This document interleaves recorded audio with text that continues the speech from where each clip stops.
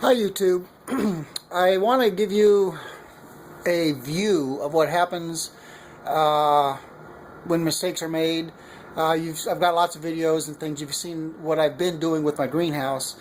Last November, which was about maybe 6 weeks ago, I guess at this point, I went down to the Philippines in part to see what I could do. One of the reasons I went down was to see what I could do to maybe help some of the typhoon relief that devastated that central portion of the country.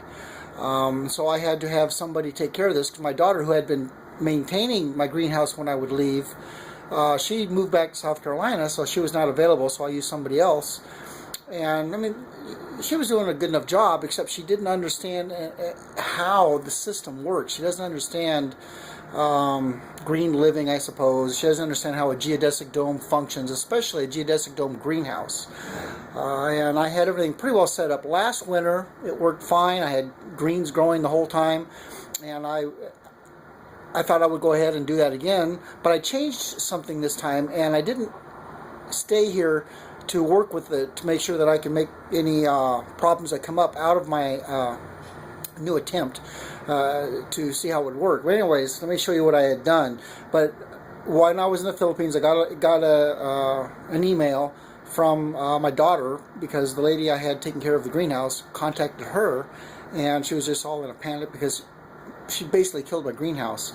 I will now start showing around. I'll talk as I'm showing things, but I had several things going. Now my pond here was full of water, and it was full of tilapia and some algae eaters and a few other little things.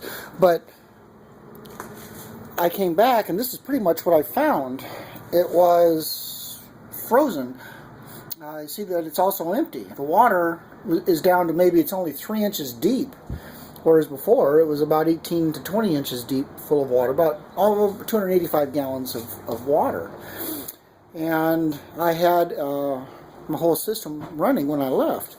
Well, see, here's what I've figured out is the main problem. This is what actually killed my greenhouse. What I had done is I had taken out 2 of my floats, and I decided I put gravel in here. And as you can see, just before I left, I planted some more lettuce and some mustard. And then over there, I had also planted some Swiss chard, because I love Swiss chard, and it will grow fine in cooler weather. Well, everything was coming up really well while I was gone, but I figured I would be back. I was supposed to come back middle December, and the weather doesn't usually get really hard cold here in the upper Midwest until January. We had weather just got really crazy cold, and there is some of my other plants. This was an Asian, I forget even what it was now. I've got stuff around here somewhere. But anyways, and everything just froze. And the reason it froze is because, let me come back over here. See, all the surface area here of the rocks got very cold, even though it was warm, quote unquote warm in here. It still got down to 32 degrees on the rocks, and they started freezing the water just under the surface.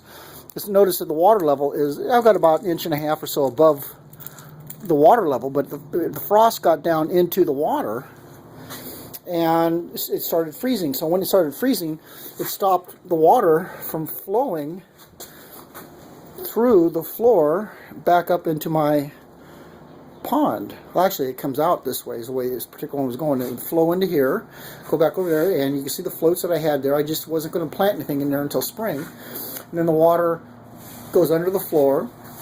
Again, it goes through the PVC line under the floor, and then it would come back up into here. And that's how I maintain my water level, and all of them at the same. And it froze. And when it froze, the water stopped flowing into my pond, and when it stopped flowing in the pond, the pump just pumped all the water into there, and it just overflowed and went down into the ground. So it pumped all the water out down to 3 inches, and my fish died. They got cold. They're tilapia. They can't have cold water, cool water. Now these were, I was kind of training them and breeding them, I suppose you could say, to be a cool water tilapia, if there ever is such a thing. But I've had the water down around 60 degrees, and they were swimming around. They didn't seem to, they were moving slower, but they didn't seem to mind as bad as some fish that would just die, and they didn't go belly up. But anyways, so this type of system, I'm going to have to do some more stuff on it. That was Vietnamese mint, is what that was, which is really tasty in soups and things. Vietnamese mint. And then I also had some Chinese chives growing. And then my daughter, I forget what she said she had here, I can't remember. Oh, it was not velvet, but well, anyways, it'll come back to me. Doesn't matter, I suppose. But this is what happens when a greenhouse dies. And the reason it died was because I wasn't here to maintain it. Now, I could have stopped this from happening. I could have bypassed this entire system and just left everything over here, and this would have worked fine. The fish would still be alive, the plants would still be alive, and it would still be warm in this greenhouse. Now, right now, it's about 36 degrees is what that's reading right now, and the humidities are about 70%.